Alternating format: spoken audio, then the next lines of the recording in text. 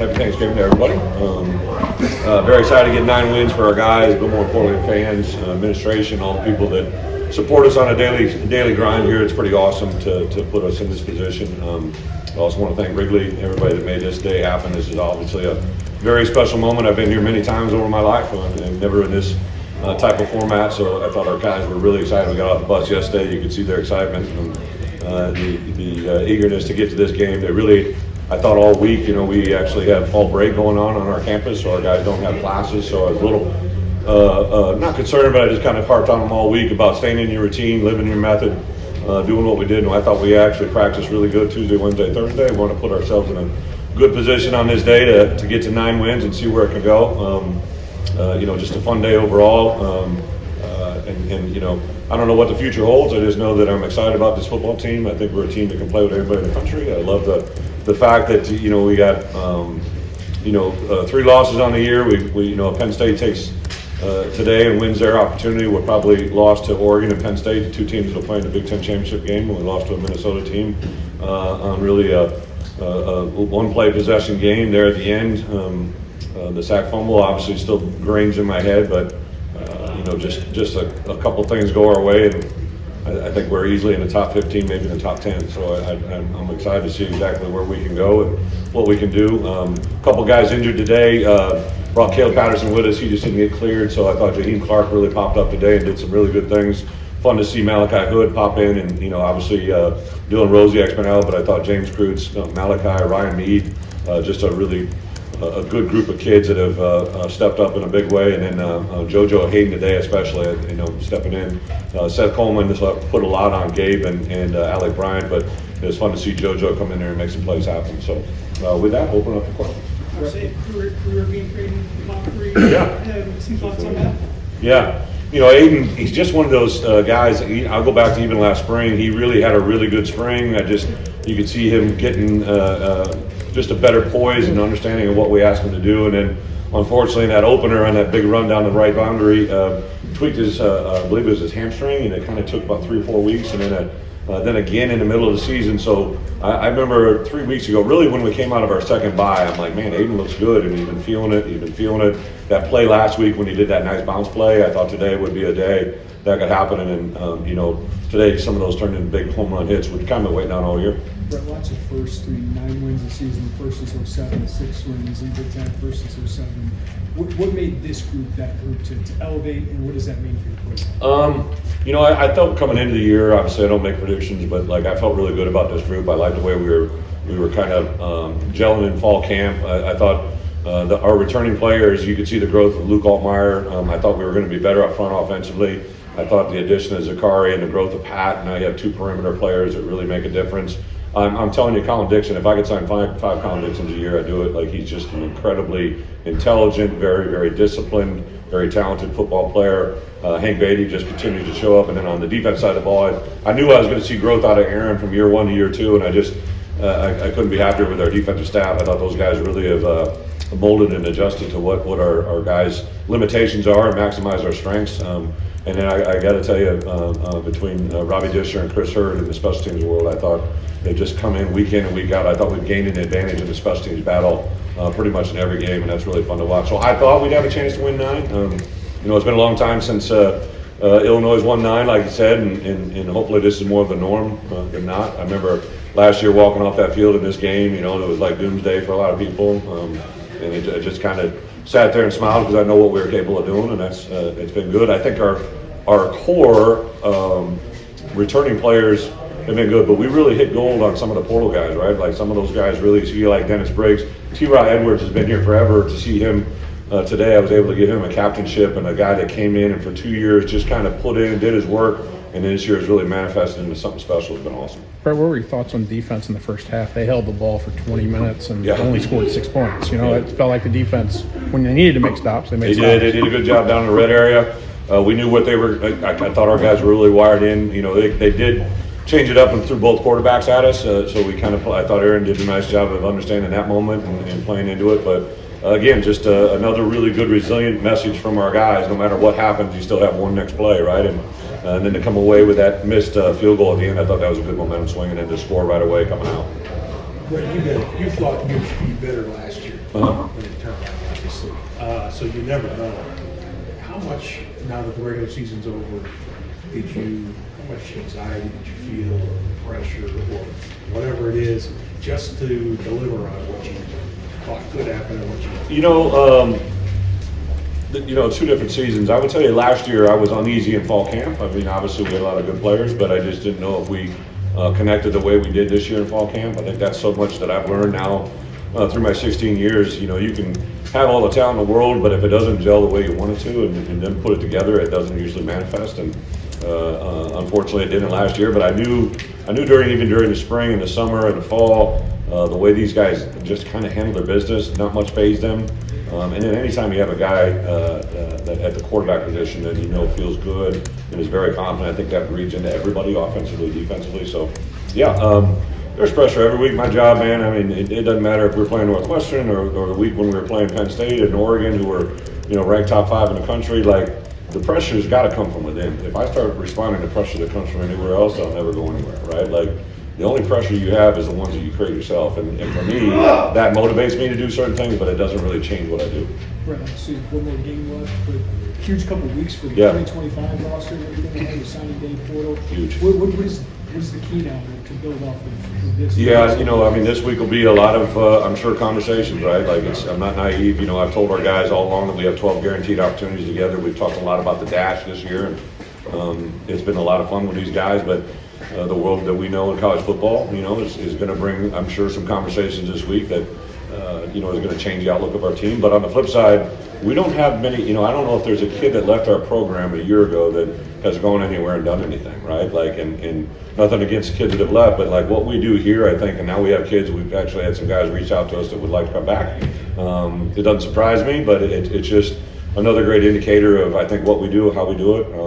I say it all the time, but like Josh in administration, they allow us to do things with our kids that I know they appreciate.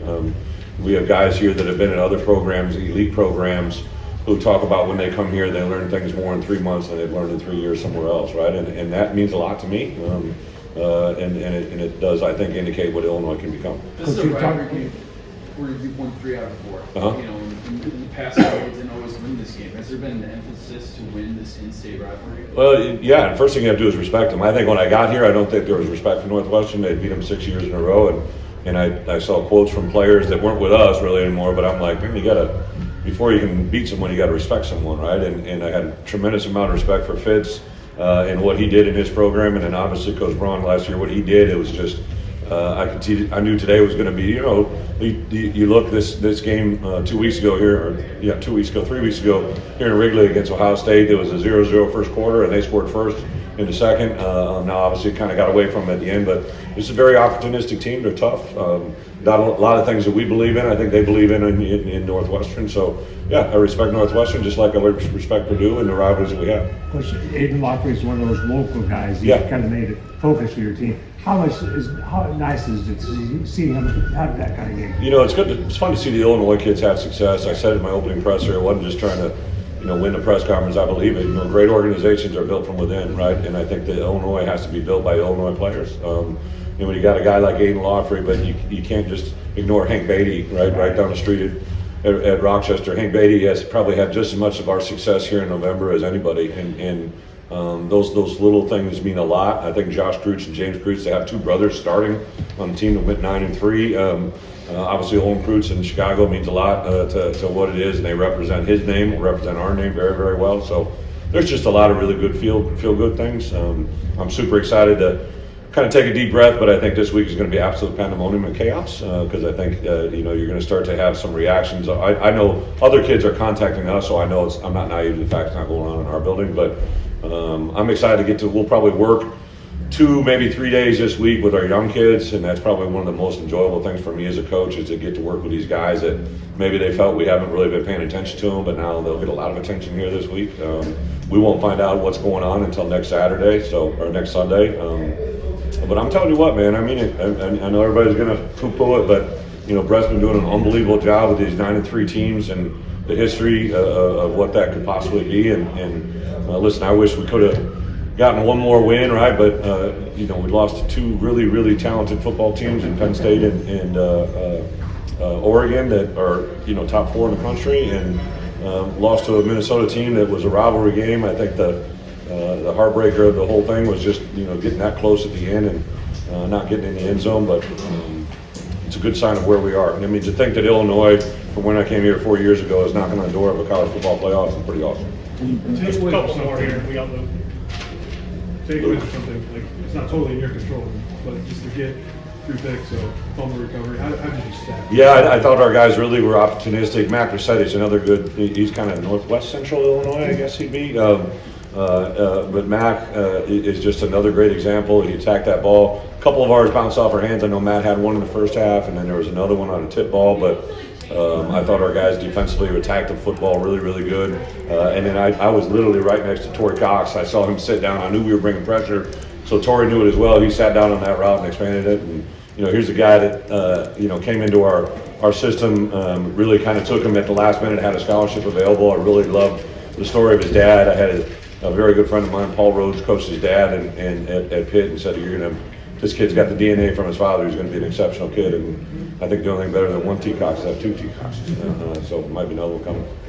Some impactful plays from Malachi Hood. Is he one of those guys that could be building for something for next year, like spring bowl? Malachi is very talented. He really just got kind of cleared right before we started fall camp, so we really didn't know what. And then Arch, who came in the spring. Archie never really been around him, but I think our strength coaches right away during the course of the summer, like Bret, Malachi Hood is probably your most explosive, dynamic, athletic linebacker, right? Just haven't played a lot of snaps, so excited to see him and Cruci really, really continue to grow and develop. Ryan, we got one more game with Ryan, and then Dylan Rosiak coming to the building every day. He's just got a grin from year to year. I know he's crushed that he can't be here, but he sees these guys playing and he's happy for them. I know we talked about Pat this season, but how do you put what he's done in perspective? I mean, 10 touchdown ties, record of some really good plays. Yeah. How do you kind of zoom out and look at that?